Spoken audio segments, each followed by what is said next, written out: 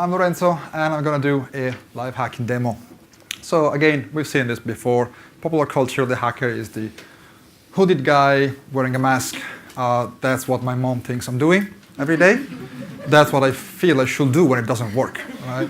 But regardless, so when you see like movies about hacking, it's all about dark screen, dark rooms, and fog and cool people. That's more like reality, from your bedroom, and hours spent. And incidentally, this is also why it's hard to attribute or pinpoint a hack, because it's very hard to be sure who was the culprit. Somewhere, an army, some cyber criminal, a 15-year-old from his bedroom. That's the difficult part. Anyway, before we move forward, it's illegal to hack. If you hack, you will go to jail if they catch you. But we have signed permission when we do this. So again, don't try this at home. So let's talk about web hacking. By web hacking, I mean hacking a sample e-commerce website. And the name Hackathon should remind you of a famous bookstore that's now online, right? This is a sample website. It contains vulnerabilities. Because of timing, I'm not going to sit here for hours probing and everything like I do during a normal work day. I'm going to compress it in a few minutes. What you're going to see is an actual hack of this platform. So, last slide, this is technical. I'm going to walk in front of this for a second. This is you or whoever your customer is, connecting through the internet to your application or your web server. Now, up until here, it's all under your control, hopefully. That's the first firewall. Your web page is going to then fetch data. Say you want to buy an item. This is going to fetch data from a database behind several layers of firewall, potentially. So all of this is done between the web server where the application resides and the data. Okay? So if I now start to become an attacker, and now, excuse me a second, but to be a real attacker, I need to put on a hoodie, apparently, right? So that's the clue. Can you see it here? Okay, that's the clue for the. Does it have a tag? No. I'm the hacker now. Yeah, see, you have a hoodie. So if I wanted to, depends on what I want to do. Once I'm in, can you hear me? Yeah. I could disrupt the business. Say I want to, lower all the prices. Say I want to buy. That's actually annoying, but anyway. Say I want to buy something for cheap that's expensive, or I can, be hired by a competitor and say, I want to see what those guys are doing. So exfiltrate, remove from their network their IP, or gain control of the network, right? Gain persistence, or pivot. So once I'm in, I can use that hack as a foothold into other networks, maybe on the internet. So then the blame will go to the original owner of the machine.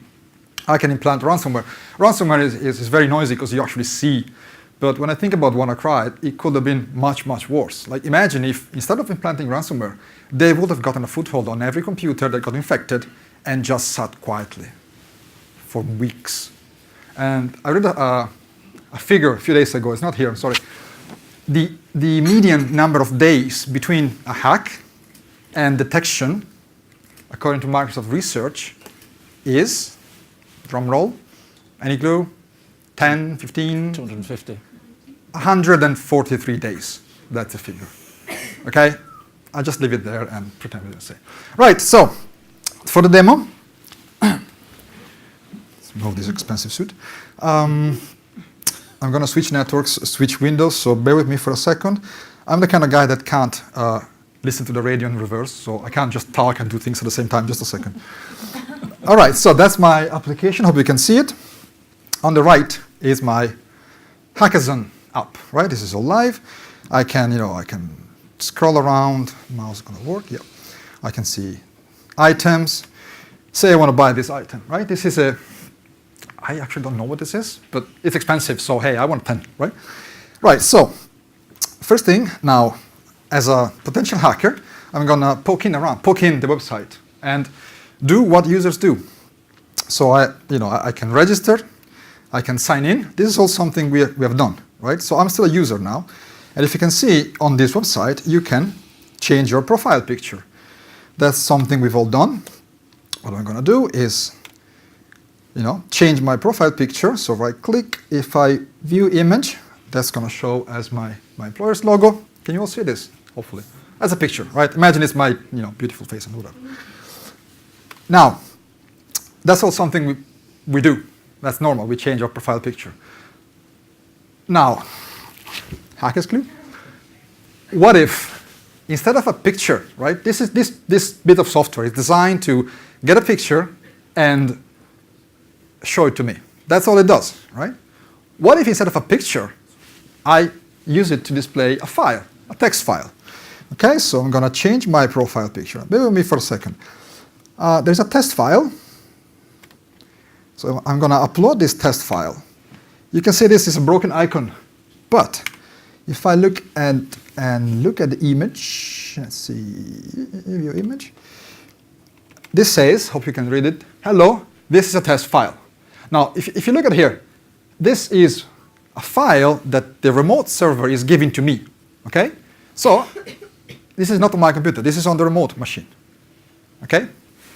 Now, what if, instead of a file, I give them a program? What's going to happen? Well, the remote computer is designed, I'm not going to use any 0-day or anything fancy. This system is designed to take a file and give it to me. Now, the system is built on top, is designed to take files, and if those files are programs, it's going to run them. And the output is going to come to me. Okay? So, what I'm going to do now is give this website a program. That's a malicious program, hence the hoodie. If I can find, there we go. This is a malicious program. Now, before we do anything, on the left-hand side, you can see that window over there is a hacker's console. One of the many tools, freely available, nothing illegal. This is what we use day in and day out to test our systems. Okay? Now, I'm going to tell this tool to wait for a connection. Nothing is happening yet, nothing is fancy, but this tool over here is waiting for the system to talk back. Now, if you remember that slide with all the firewalls are designed to normally keep attackers out, not to prevent traffic, data from the inside, outside. So what I'm going to do now is write this feature, not a bug, and tell this system to connect back to me, if the demo gods are willing. So, save and exit. There we go. That's it. That's the hack. No fancy music. This boring blinking cursor means I'm in. I'm sorry it's not more flamboyant than that. But I'm in. Everything is game now. Okay? So, again, no fancy music and stuff. What I can do, well, this is not going to tell you anything, but I happen to have looked at the website ahead of time, so I can do something like this. Now, I'm going to explain. Forget about the wall of text. What you see here is file names. Those file names are the source code of what you see here. Okay? So I've hacked into this front system, and I can read all the source code and do something with it. I could sell it, I could change it, or, in this case, remember there was a database behind the scenes? What if I wanted to go on the database? To get on database, there are passwords involved. Still a hacker though. To get, so how does the application know how to talk to the database? There is a file, in which case it's called database, that contains the user and the password the application uses to talk to the database. Now, that's the password, is password. If that's your password, don't look up, don't do anything. Change it when you get home. Thank you. Right. So what's going to happen now is I'm going to prepare a couple of things. Bear with me for one second. Okay, so I'm connecting from my laptop onto the remote database.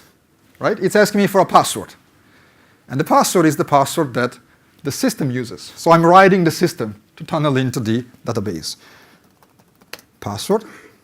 And there we go. Again, I'm in. I'm in behind the scenes. Right?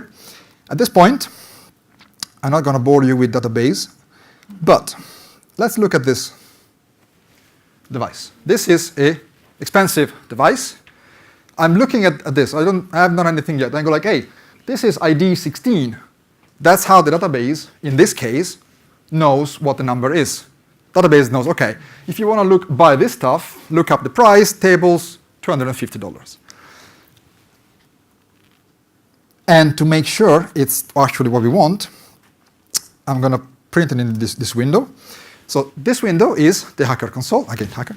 Database shows cutting machine 250. Okay, that's the same price we see here. Okay, what's going to happen if, or actually, what happens if instead of 250, I tell it to set it to, whoop, did I say 6? Yeah, to 1. So I'm going to refresh this window, right? I only touch the database, and that's it. That's 1. Done. That's the hack. Quiet, got in, got out, no problem. Okay, that is what a hack is in. There we go. Let me see if I can jump. Oh no, sorry, I had to go forward. Right. Okay. So now at this point, I probably went too far, but that's a thin line. Where do you stop? If you want to prove the system is vulnerable, where do you stop? So as a pen tester, right, that's where we stop.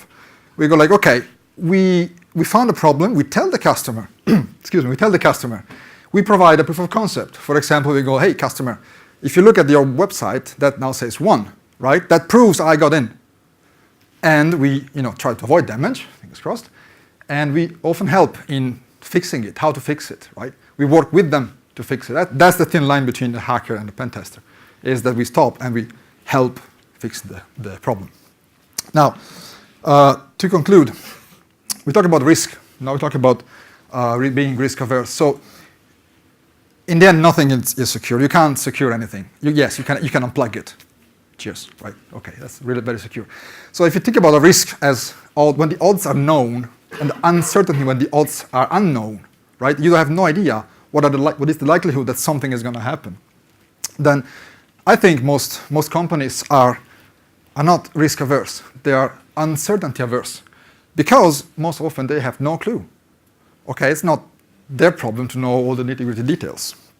So if you want to secure your system, you need to make an informed decision.